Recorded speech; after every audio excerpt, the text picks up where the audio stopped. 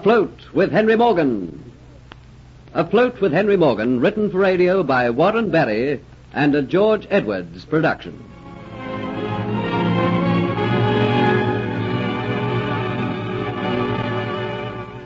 When Kitty tells Dietz that she is in love with Jeffrey Hunter and wishes to have nothing more to do with him, Dietz threatens to buy her from Bow-Legged Jobson and thus have her as his possession. His treatment of Kitty causes a riot in the Dolphin Tavern, and the men strew the place with wreckage. When Hunter hears of the incident, he knocks Dietz into the harbor, warning him not to come aboard again. The next day, the governor, Sir Thomas Modford, tells Morgan that should another Dolphin Tavern incident occur, the authorities will close the place. He leaves the Flying Gull, followed by Dolores. On the way, she is stopped by Dietz, who has been lurking in the shadow of a building. He tells her that he has recognized her. How dare you stop and speak to me? Not so fast. Just I want to know what you do here in Jamaica. You are making a mistake. May I remind you, man, that I am Antoinette de Lacy, kinswoman of the governor of Jamaica, Sir Thomas Mossford. I'm not making a mistake. Your name is not Antoinette de Lacy, it is Dolores Pizarro. When you came aboard the ship, the Flying Gull, I looked on your face. I knew I'd seen you someplace before. And just a little while ago, you came down off the ship, and I remembered. You see, I was in Cuba when you arrived with your father, Don Pietro Pizarro, governor of Cuba, and I saw you leave the ship just like you did a moment ago, and I remembered. You're up to some mischief. You're a Spanish spy. Let me pass, or I will scream for help. You'll scream and I will expose you. Go on. Take the risk. Dolores, what is keeping you? We have an appointment. You will meet me tonight just outside the gates of Government House and talk to me. Else I tell the governor who you are. I certainly will not meet you. All right, then. Tomorrow I go and see Sir Thomas. Tonight it is to be Signorina Pizarro at 9 o'clock. Or else tomorrow I go to the governor.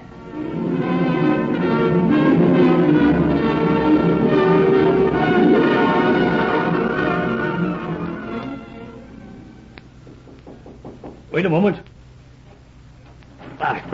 Who the devil is it bursting in here like that? I'm sorry, Captain Morgan. I thought you said come in. Well, now the door's open. Come in and shut it. I'm glad it's you, Hunter, and nobody else. Why, Captain? What's wrong? You've caught me at my secret cupboard. See a sliding panel in the wall? Up to this moment, I'm the only person on the ship who knows of its existence. I'm sorry, Captain. It doesn't matter so much, you knowing of it. You see, I trust you, lad. Sometimes your trust in me worries me. It's a great responsibility. I know an honest man when I see one. Look here, Hunter. I'll show you what I keep in the cupboard. My choicest loot of all my bucketing days. Take a look at that ruby. See the fire of it? How it catches the light and glows like Hades?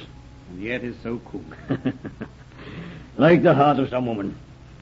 Look you at these sapphires. Look at their blue like the Pacific Ocean on a summer's day. Took that little lot off the mayor of a coastal town I once sacked. How I made him squeal before he'd tell me where he'd hidden them.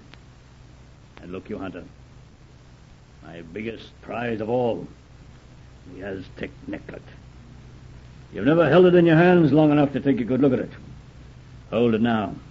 Beautifully fashioned by hand long since dead and crumbled to dust. Tell me, Captain Morgan, how much is the ransom of a bonded servant? What's that? I want to talk to you, Captain. You better put those jewels away in your cupboard and close the secret door. Well, now, what's troubling you, lad? What is the price of a bonded servant? That depends. Some are cheap if they're old and bent and ugly. Kitty's price is far above what you've got. Kitty? How know you I was speaking of Kitty? There's not much that goes on in Port Royal that doesn't come to the ears of Captain Henry Morgan. Look, you lad, I talked before to you about that wench. She isn't for the likes of you. Why, there's not a man aboard the ship who'd not like the price to buy her from Bow-Legged Jobson, and she knows it too. I only want to know what her price would be. Well, that is hard to estimate. You'd best ask Bow-Legged Jobson. You see, Kitty's rather a special case. 'Tis Kitty that makes the Dolphin Tavern far and above the other quayside taverns, as far as custom is concerned. When do we sail on the next expedition? Oh, so you think you'll make enough out of buccaneering, do you? We all get a share, don't we? True. But many take part in my expeditions, and there are many to share the proceeds amongst. You'd best forget Kitty. Oh, I know that you've taken her eye, and I know that although you had no hand in the actual riot at the tavern, it was started through you. Forget Kitty, Hunter. She's poison to a man like you. She'll wreck your life.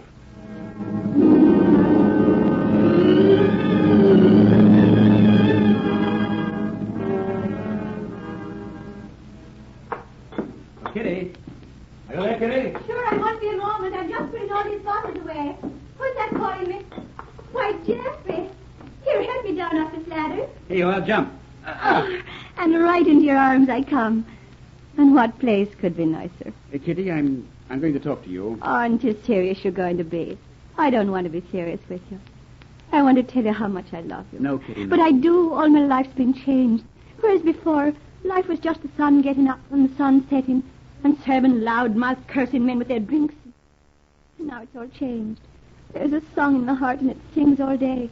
I love Geoffrey. Kitty, please, I want to talk to you. Why is it that after the life I've led, you should come so suddenly into my life and I'd fall in love with you? You're not in love with me, Kitty. It's only because I'm a little different from the other men who have come to the Dolphin Tavern. No, Geoffrey, it isn't that.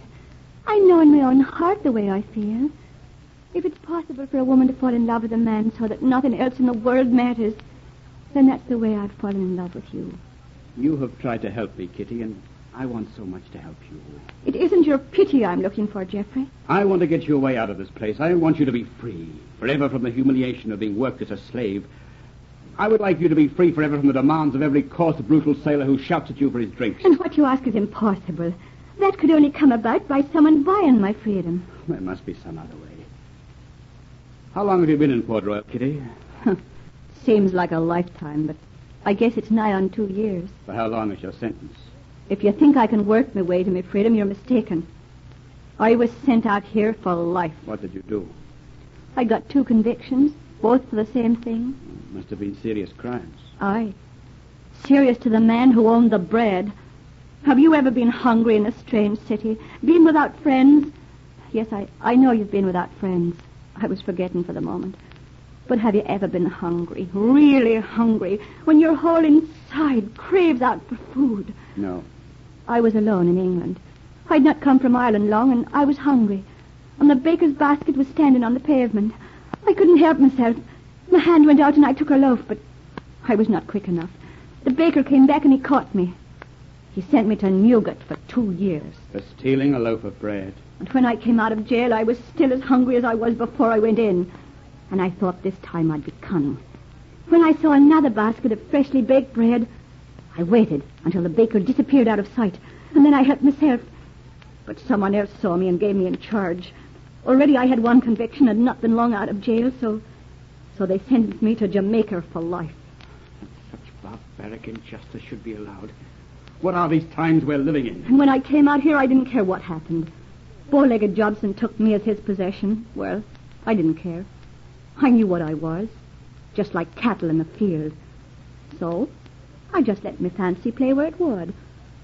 How was I to know that I'd meet you, Geoffrey, and that I'd regret what I'd done in the past 2 years?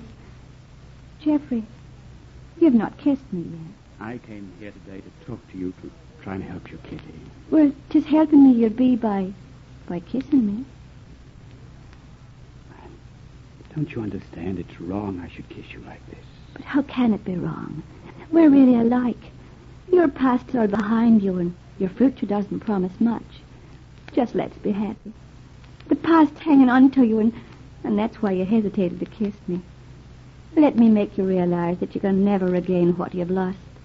And the future's only what you're going to make of it.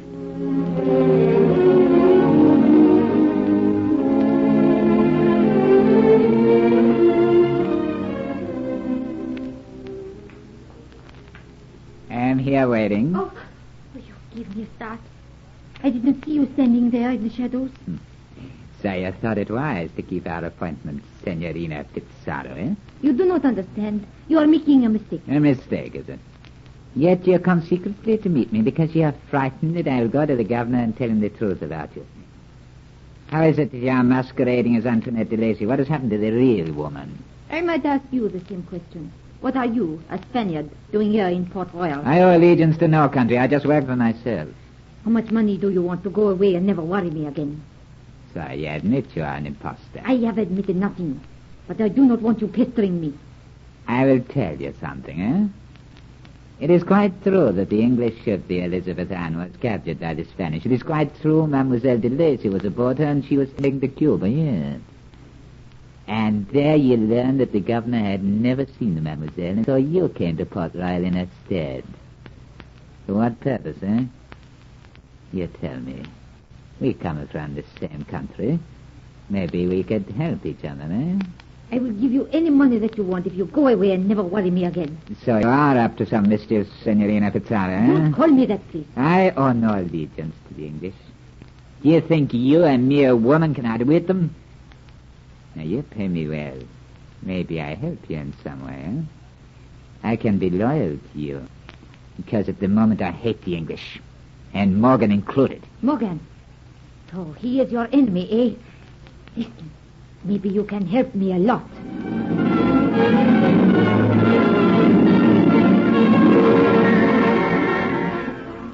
An unholy alliance is about to be made, which could mean disaster to Geoffrey, Kitty, and Captain Morgan. Listen to the next episode of Afloat with Henry Morgan.